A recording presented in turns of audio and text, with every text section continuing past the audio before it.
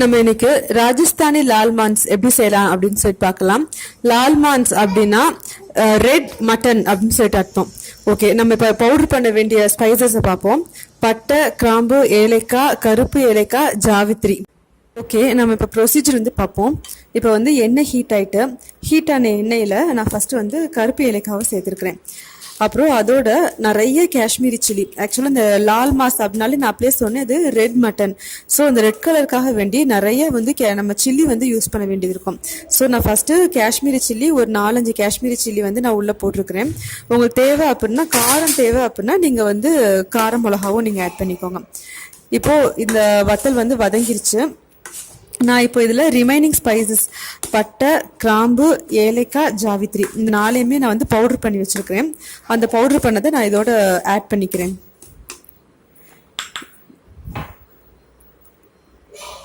ஆனால் நீங்கள் வந்து அது கரிஞ்சிடாமல் பார்த்துக்கோங்க. அப்புறம் இதோட வந்து வெங்காயம் நிறைய வெட்டி வச்சிருக்கிறேன். அந்த வெட்டி வச்ச வெங்காயத்தையும் நம்ம சேர்த்துக்கலாம். இந்த வெங்காயம் வந்து நமக்கு நல்ல ப்ரௌனாக வந்து வதங்கணும். ஏன் அப்படின்னா, நம்ம தமிழ்நாடு மாதிரி நம்ம இதில் தேங்காய் பால் வந்து சேர்க்க மாட்டோம். ஸோ நமக்கு கிரேவிக்கு வந்து நம்ம கிரேவிக்காக இந்த வெங்காயத்தை வந்து நல்லா இப்போ ப்ரௌனாக வந்து வதக்குறோம். ஏன்னா அதுக்கு அடுத்து நம்ம தயிர் எல்லாம் சேர்க்கும் போது இது வந்து நல்லா உங்களுக்கு ஃபுல்லாக மெல்ட் ஆகி நல்ல ஒரு கிரேவி வந்து கொடுக்கும். ஸோ இப்போ நான் சால்ட் போட்டு இதை வதக்குறேன்.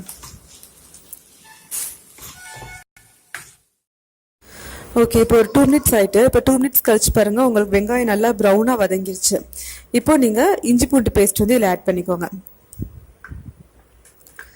இஞ்சி பூண்டு பேஸ்ட்டையும் நல்லா வதக்கிக்கோங்க. நம்ம இதில் வந்து தக்காளி ஆட் பண்ண மாட்டோம். புளிக்காத தயிர், அதாவது ரொம்ப புளிப்பில்லாத தயிர் வந்து நம்ம ஆட் பண்ணணும். தக்காளி வேணும் அப்படின்னா நீங்கள் ஆட் பண்ணிக்கோங்க, ஆனால் தேவையில்லை. ஓகே, இப்போ வந்து இஞ்சி பூண்டு பேஸ்ட் வந்து நல்லா வதங்கிருச்சு. இப்போ நான் கழுவி வச்சிருக்கிற மட்டன் பீசஸ் வந்து ஆட் பண்ணுறேன். இப்போ இந்த மட்டன் பீசஸை நீங்கள் எண்ணெயிலே ஃபர்ஸ்ட் வந்து நல்லா வந்து புரட்டி எண்ணெயிலே ஃபர்ஸ்ட் கொஞ்சம் நல்லா வேக விடுங்க. உங்களுக்கு அந்த அவுட்டர் லேயர் வந்து வெந்ததோட இது தெரியும். அது வரைக்கும் நீங்கள் வந்து தண்ணி ஊற்றாம ஃபர்ஸ்ட் எண்ணெயிலே நல்லா வந்து புரட்டி வேக வைங்க.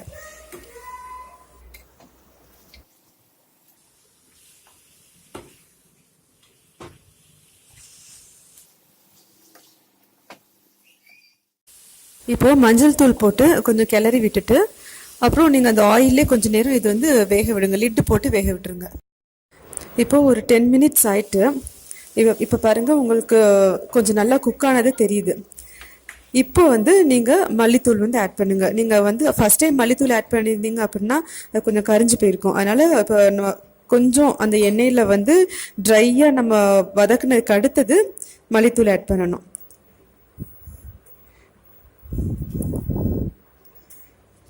அது லைட்டாக கிளறி விட்டுக்கோங்க. அதுக்கு அடுத்தது நான் வந்து உங்கள்கிட்ட வந்து காஷ்மீரி சில்லியாக இருந்துச்சுன்னா அதை வந்து சுடுதண்ணியில் ஒரு 30 மினிட்ஸ்க்கு முன்னாடியே நீங்கள் ஊற போட்டு பேஸ்ட் பண்ணி வச்சுக்கோங்க. அப்படி இல்லை அப்படின்னாலும் நீங்கள் தண்ணியில் வந்து காஷ்மீரி சில்லியை வந்து நல்லா கரைச்சி வச்சுக்கோங்க. நான் இப்போ அந்த பேஸ்ட்டை வந்து காஷ்மீரி சில்லியோடைய பேஸ்ட்டை வந்து இதில் ஆட் பண்ணுறேன்.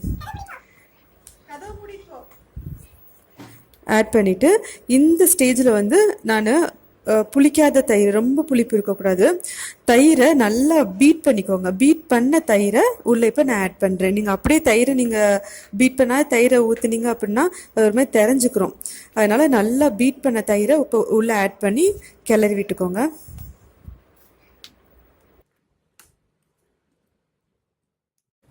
நம்ம ஏற்கனவே வந்து வெங்காயத்தை வதக்கும் போது உப்பு போட்டோம். அதனால இப்போ உங்களுக்கு எவ்வளோ தேவையோ அந்த அளவுக்கு உப்பு போட்டுட்டு இப்போ வந்து நீங்கள் லிட் போட்டு வேக வைங்க. அப்படி இல்லை அப்படின்னா குக்கரில் வந்து வேக வச்சுருங்க. இப்போ நான் வந்து இது ஒரு 45 மினிட்ஸ்க்கு நான் வேக வைக்கிறேன். ஒரு 45 மினிட்ஸ் ஆகிட்டு. இப்போ நம்ம ஓப்பன் பண்ணி பார்ப்போம். இப்போ பாருங்கள், உங்களுக்கு எவ்வளோ ரெட் கலரில் அது ரெடி ஆகிருக்குன்னு சொல்லிட்டு. ஆனால் உங்களுக்கு நீங்கள் பார்க்குற மாதிரி இது காரம் ரொம்ப இருக்காது, ஏன்னா நம்ம காஷ்மீரி சில்லி தான் ஆட் பண்ணோம். ஓகே, இப்போ இது ரெடி ஆயிடுச்சு. இன்னும் ஃபைனலாக ஒரு ஸ்டெப் இருக்குது. நீங்கள் வந்து அந்த குழம்புக்குள்ளே ஒரு சின்ன கிண்ணத்தை வச்சு அதுக்குள்ளே உங்கள்கிட்ட தணல் எதுவும் இருந்துச்சுன்னா அதை வச்சு அதில் நெய்யோ ஆயிலோ ஏதாவது ஒன்று ஆட் பண்ணது அது புகை வரும். உடனே நீங்கள் வந்து அந்த லிட்டை போட்டுருங்க. லிட்டை போட்டு அப்படியே ஒரு 5 மினிட்ஸ் வந்து அப்படியே விட்டுருங்க. இப்போ நம்ம ஓப்பன் பண்ணி பார்ப்போம். ஓகே, இப்போ வந்து இந்த புகை வந்து உங்களுக்கு அந்த கிரேவி ஃபுல்லாக நல்லா பிளெண்ட் ஆகி ஒரு நல்ல ஸ்மெல் இருக்கும். இது வந்து ராஜஸ்தானில் ரொம்ப ஃபேமஸான ஒரு ஒரு டிஷ் இது. இது நீங்கள் இப்போ ஃபைனலாக கொரியாண்டர் லீஃப் ஆட் பண்ணி சர்வ் பண்ணுங்கள், சப்பாத்தியோட சர்வ் பண்ணுங்கள்.